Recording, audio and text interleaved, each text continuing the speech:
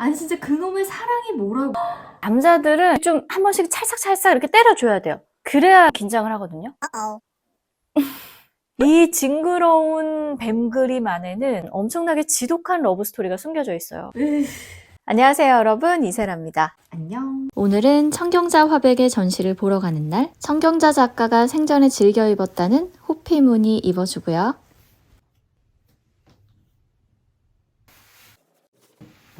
전시는 석파정 서울미술관에서 열리고 있고요. 결론부터 말하면 전시 참 알차고 괜찮아요. 일제강점기에 태어나 그 시절에 동경으로 미술 유학을 간 여자, 내 아이를 홀로 부양한 싱글맘, 사회의 저작권과 작품을 환원한 최초의 화가, 작가의 삶과 작품을 골고루 조명합니다. 근데 전시 보러 가시기 전에 이거는 진짜 꼭 알고 가셔야 돼요. 청경자 작가 하면은 그냥 딱 이 작품부터 떠올리시면 돼요. 생태, 뱀 그림이거든요. 청경자에게 유명세를 안겨주고 뭐 논란이 있기는 했지만 어쨌든 이 사람을 작가로 인식하게 했던 아주 중요한 작품이고요. 이 그림은 작가가 인생이 가장 힘들 때 그려졌어요. 유독 아꼈던 여동생 오키가 결핵으로 23살의 나이에 사망을 하고 정말 그 가난 때문에 아무것도 못해줬다는 죄책감, 그리워하는 마음, 이런 것에 사로잡혀 있었던 시기이고, 또 무엇보다 오랫동안 이어져 온 유부남과의 사랑으로 고통을 받았던 그런 시기이기도 하죠. 나라면은 그런 사랑을 계속할 수 있었을까? 이 그림을 그릴 때 작가가 광주에 살고 있었는데 실제 광주역 근처에 있던 뱀집에 가서 직접 뱀을 보면서 스케치를 했다고 해요. 진짜 독하지 않아? 처음에는 너무 징그러웠는데 이 뱀을 계속 들여다보면 들여다볼수록 그림으로 그리고 싶다, 두려움이나 동요가 사라지고 그런 마음이 들었다고 해요. 뱀들이 막 꿈틀꿈틀 하잖아요. 이 꿈틀거리는 뱀들을 보면서 이상하게 그 생명의 에너지, 의지를 느꼈다. 어떻게 보면 이때 당시에 청경자 화백에게 가장 필요했던 게 그런 다시 살고자 하는 의지, 힘이었을 수도 있죠. 그래서 다음 날에는 이 뱀을 집어넣을 큰 유리상자를 만들어 가가지고 뱀집에 가요. 그래서 뱀집 주인이 젊고 이런 여자가 와가지고 화가인데 뱀을 스케치하겠다라고 하니까 신기하기도 하고 해서 친절을 베풀어요. 그리고 유리상자 안에 온갖 독사와 수십 마리의 그 꽃뱀을 담아주죠. 뱀 스케치를 시작한 지 얼마 안 가서 6.25 전쟁이 터졌는데 이 청경자 화백이 하루도 빠지지 않고 이 뱀집에 가서 한 달 동안 계속 스케치를 했다고 해요. 이 생태라는 작품은 1952년 3월 달에 부산에서 열린 대한민국 미술전람회에 출품이 돼요. 전쟁 중이었고 그때는 부산이 임시 수도였기 때문에 많은 것들이 이제 부산에서 이루어지던 시기거든요. 근데 그때는 이 작품이 너무나 자극적이고 기괴하다라고 해가지고 전시회에서 출품 자체를 거부해요. 전시회에 걸리지도 못해요. 그러면 그때 당시에 이 작품이 왜 그렇게까지 충격적이었냐? 그때는 이렇게 뱀을 메인 소재로 했던 작품 자체가 없었던 거예요. 생각해보세요. 정무라, 뭐 산수화, 인물화는 물론이고 그 어디에도 속하지 않는 그림의 종류인 거예요. 청경자의 평전을 쓰기도 했던 미술평론가 최강진 씨는 뭐라고 이야기를 하냐면, 한국 미술사에서 뱀 그림이 등장했던 거는 고구려 벽화 현무도가 유일했다. 근데 그런 뱀을, 그렇게 낯선 뱀을 그림의 메인 소재로 가지고 나온 거예요. 그것도 젊은 여성 작가가. 그러니까 사람들이 이 그림을 딱 보자마자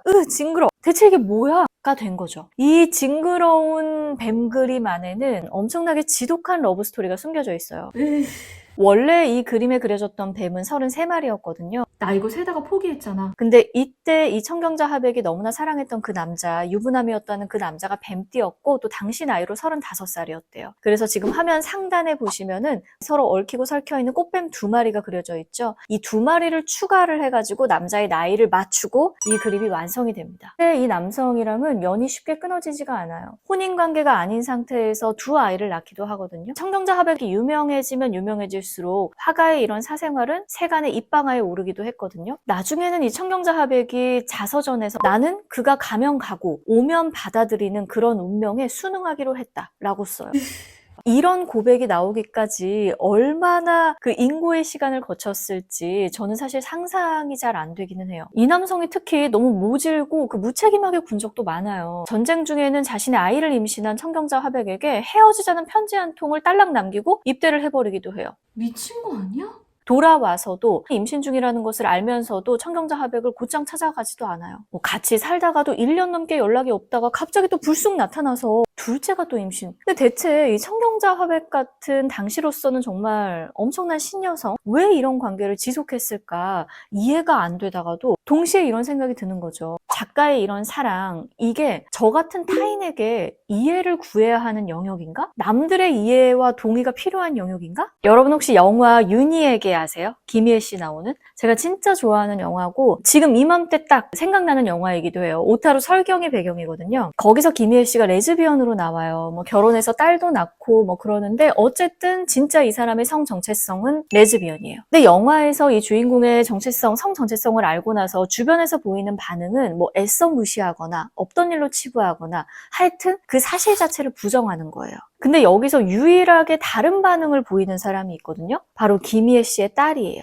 딸은 아무것도 묻지 않아요. 저는 이게 굉장히 인상 깊었거든요. 엄마, 나는 엄마를 이해해. 이런 것도 아니에요. 아무것도 묻지도 않고 실제로 영화에서 놀라는 기미조차 없어요. 그냥 살던 대로 살고 대하던 대로 엄마를 대하고 그냥 그게 끝이에요. 저는 이 반응이 우리가 타인의 사랑에 대해서 보일 수 있는 가장 성숙한 반응이 아닐까? 이런 생각을 했어요. 이 영화를 보면서. 그러니까 판단하지 않는 거예요. 자기한테는 그럴 권리가 없다는 것을 알고 있는 거예요. 이 딸은. 어쨌든 다시 청경자 이야기로 돌아와가지고 출품작 이야기를 좀 해볼게요. 생태는 출품작은 아니고요. 이 생태만큼이나 정말 중요한 작품이 출품이 됐어요. 내 슬픈 전설의 49페이지. 청경자 작가의 작품에는 이렇게 페이지가 붙은 작품명이 있는데 이 앞에 있는 숫자는 나이를 말하는 거예요. 그러니까 49살의 자기 자신의 인생을 그린 거예요. 청경자 작가는 1960년대가 되면 그래도 생활이 좀 안정이 되거든요. 이미 60년대 중반에는 뭐 셀럽이었고요. 근데 그럴수록 마음은 허하고 정신적으로는 계속 방황을 하게 되는 거예요. 그래서 작가가 1969년이 되면은 중요한 결단을 하나 내려요. 이 채워지지 않는 허전함을 채워줄 장소를 찾아서 세계 곳곳을 여행하겠다. 그래서 실제로 그렇게 해요. 1969년 8월부터 세계 기행을 시작을 해서 1999년까지 30년 동안 20여 개국을 여행을 합니다. 이때 돌아다녔던 곳들을 보면요. 정말 그 여자 혼자 몸으로는 다니기 힘든 곳들을 돌아다녔어요. 지금 기준에서 봐도 그렇거든요. 미국이나 유럽은 그렇다 치고 타이티, 사모아 같은 남태평양, 케냐, 우간다, 콩고, 세네갈, 이집트, 모로코 등등 아프리카 곳곳, 멕시코, 페루, 브라질, 중남미, 하와이, 카리브해 자메이카, 도미니카 공화국 이런 데를 다 혼자 돌아다녀요. 이 내 슬픈 전설의 49페이지는 1974년에 갔던 아프리카 기획을 바탕으로 해서 그려진 건데 이 아프리카를 떠돌고 있는 자신의 처지를 어느 날 문득 보다가 청경자 하백이 고독이 밀려왔다고 해요. 현타가 온 거지. 나 지금 뭐하고 있지? 청경자 하백이 느꼈던 절대 고독은 코끼리 등 위에 고개를 파묻고 앉아있는 나부, 나신의 여성으로 지금 표현이 되어 있는 거예요. 저 뒤로는 만년설이 쌓여져 있는 킬리만자로가 보이고 1년 동안 이 작품을 공들여서 제작을 했다고 해요. 바로 이거거든요, 여러분. 이 청경자 하백의 작품 세계를 아우르는 주된 정서는 고독이에요. 청경자 하백은